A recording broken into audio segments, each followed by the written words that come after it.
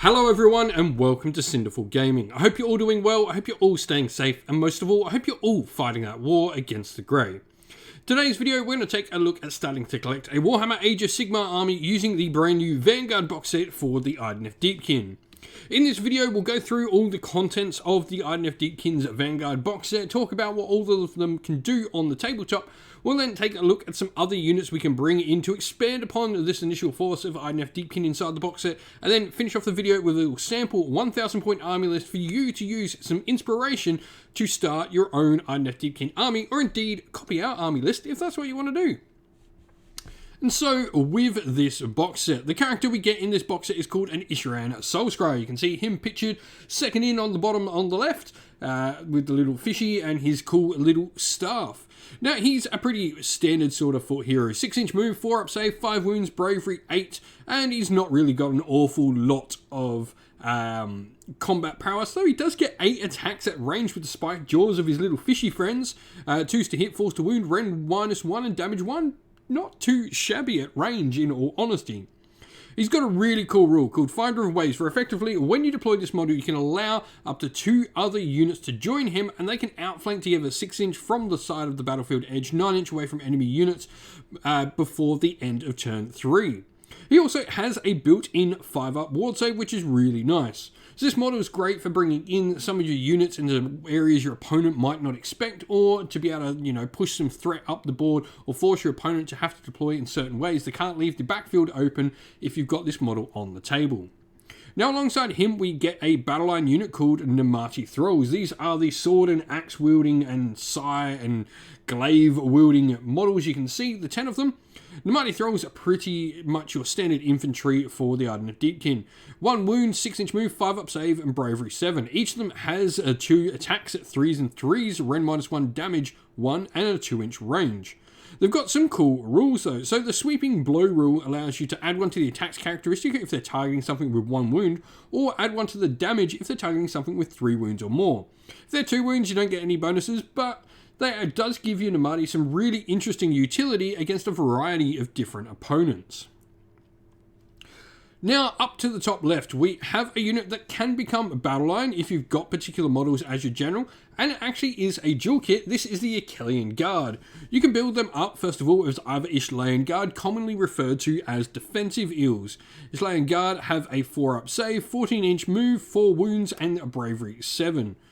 The big thing here is you've got the biovoltic barrier, where they ignore modifiers positive and negative to saves after the attacks against attacks that target them, and in addition, they change their save characteristic to a 3+ if they're charged in the same turn, meaning you can have a 3-up save ignoring all modifiers, which is pretty nice.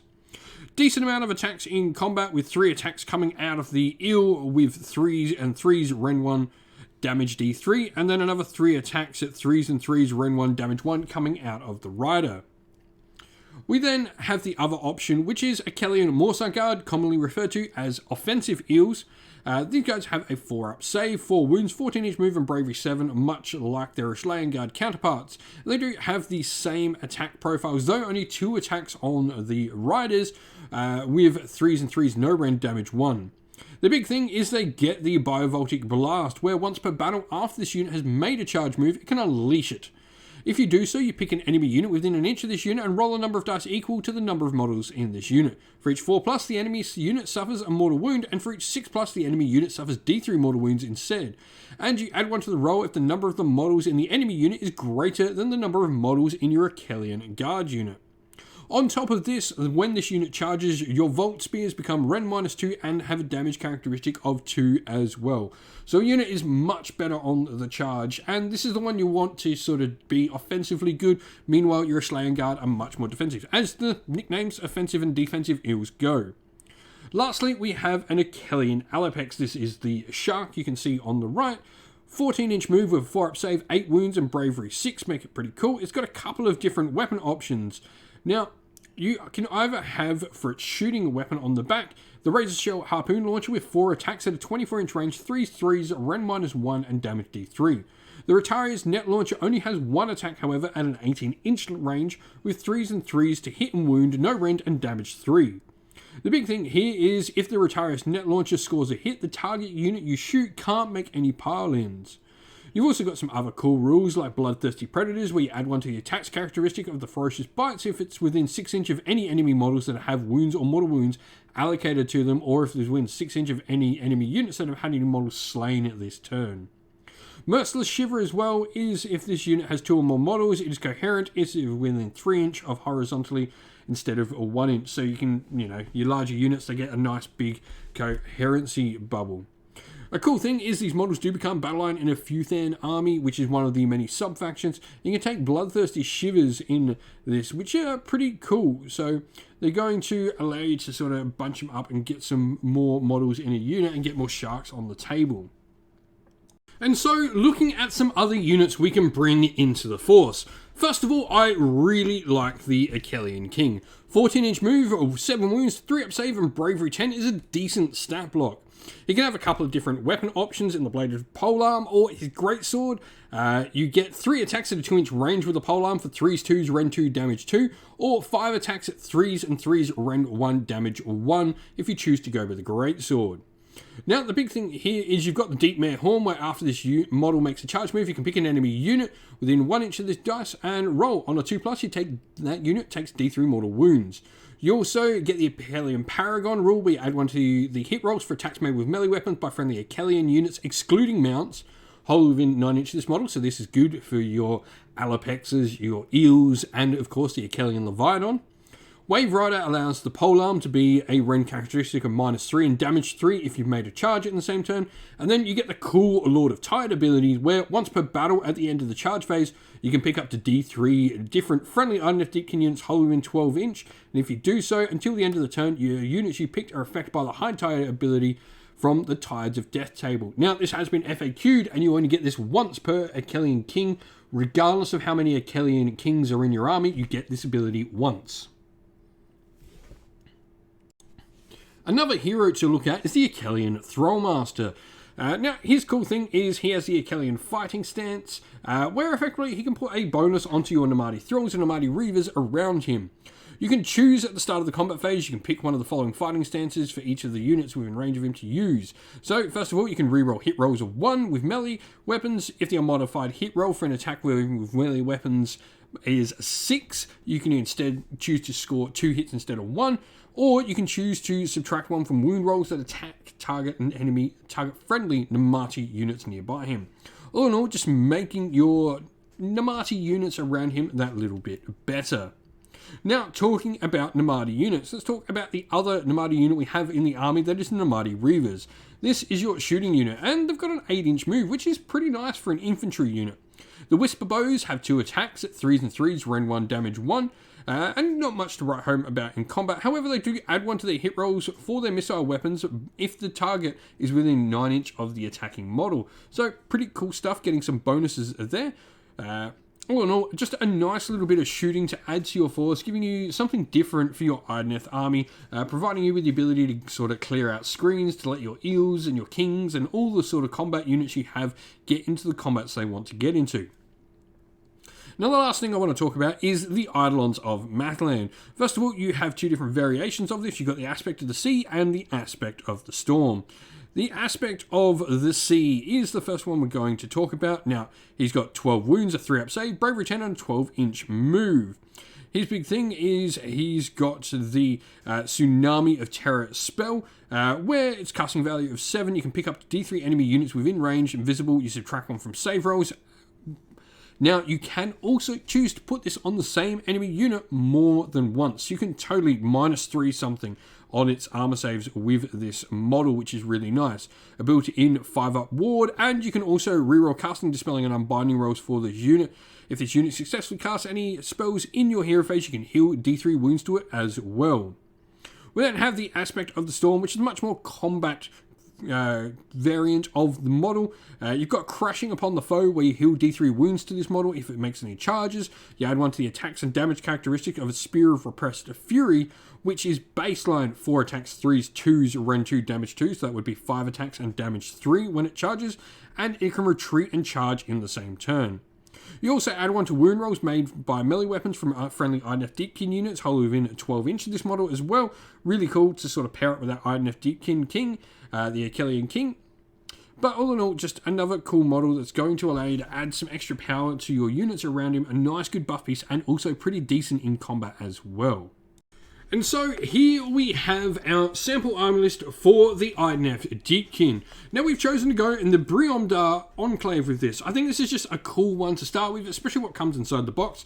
Effectively, Briomdar is going to allow your Soulscryers to take an extra unit with them when they go and deep strike all the units on the board edge. So I think with the start, this is a decent one just to play around with at the start, just to sort of get an idea of which ones of your units you like is taking to the table edge.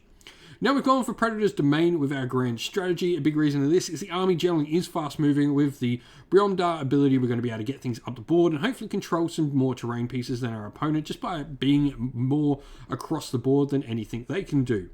And so we've gone for an Akhelian King as our general. He's gone for the Unstoppable Fury command trait, where if this general is affected by the High Tide ability from the Tide's death table, for each enemy unit within 3 inches of this model, you add 2 to your attacks characteristics for the melee weapons from this model, which is really, really nice. We've then gone and put an artifact on him, which is going to be the Armor of the Sathai, where effectively if your opponent has any abilities that trigger on a 6, if they target the bearer, they don't work when they target the bearer. So no mortal wounds on 6s, no exploding hits, no auto wounds, none of that. And then lastly, we put a mount trait on the model for a Void Chill Darkness, which subtracts 1 from hit rolls for any attacks that target him within 3 inches of the model. So pretty nice. Now we've then got our Isharann Soulscryer here, which has gone for the Universal Prayer Heal. Curse generally is a little bit hard to get off, and I think just heal is nice here, considering we're probably going to be bringing him on along with things like the King, the Allopex, and the Akhelian Guard that we've got in the army list. So he's just going to be able to heal up the units and hopefully keep them all alive that little bit better. Lastly, we've got an Akhelian Thrallmaster, so we've got all 3 of our heroes at 1,000 points. We are a little bit light on troops, but the Akhelian King can do so much damage. I consider him a unit in his own right. He can put out the damage of what a lot of monsters can do. Now we've got Battle Line, 10 Namarti Thralls, and 3 times Akhelian Guard. I really do like Akhelian Guard, just a nice solid defensive unit, not something we've got an awful lot of in the army. This unit can stick around and go into something that's got a lot of rend or something like that and sort of hold them up. Meanwhile, our Akhelian King can do what he needs to do. Lastly, we've got the Akhelian Allopex with the Retarius Net Launcher. The reason we've got the Net Launcher is this means our Akhelian King can sort of pin on something of our edges of opponents' units and not allow them to get all in combat, hopefully if the Retarius Net Launcher hits. Everything here is wrapped up inside a single battle regiment, which means it's a 1-drop force. 1,000 points means there's no chance of getting a triumph, as we're perfectly up there, and 47 wounds isn't terrible for 1,000 points. If you've been playing with Idoneth Deepkin in Age of Sigmar 3rd edition, let us know how you've been going and what you've been doing and what you would do with the Vanguard box set down in the comments below. And so that is the end of the video. Thank you all for watching. If you enjoyed it, please don't forget to leave a like and subscribe to the channel and drop a comment down below and let us know what you enjoyed about the video. If you'd like to come chat more with me and other members of our little community here at Sinful Gaming, we've got a link to our Discord server down in the video's description. And if you'd like to help support the channel in another way, you can do so either by joining Patreon or YouTube members or purchasing something from our Ko-fi web store. All of them are linked in the video's description. Thank you all for everyone who chooses to help support the channel. As a special thank you to those people who have supported via Patreon and YouTube members, we'd like to give a special shout out to them all. So a shout out to our patrons Christian Weir, James, Soren, Greenskins Gaming, AJC, Kenny Lowe, Alder and Shop First, Andrew Bowen, Nathan Fee, The Rising Ape, Q Dynamic, Agu, Anthony B, Anton Nielsen, JJ Austrian, Average Wargamer, Domir, Mark Harvey, James Cater, Dinah226, Derek, and GRP390. A special thank you to our YouTube members, Green Roots Gaming, Kenton Young, Chris Wallace, Ronya, Vinny, Lockloric, The Johnny84, David Ellsworth, Revenar, Wolfric Nick, Broken Chef, Ariana Edwards, Sean Scott, Pink Nico Fire, and Robin Mankiller as well. Lastly, a special shout out first of all to Lady Witchfox Art, who does all the amazing artwork for the channel you see, and to Xmorphic, who has done an amazing job at setting up our Discord server for her and making us have a nice place to content and to chat with all of our community. Thank you all for watching once again, everyone. Stay safe, stay well, and most of all, keep fighting that war against the Grey. Ciao for now.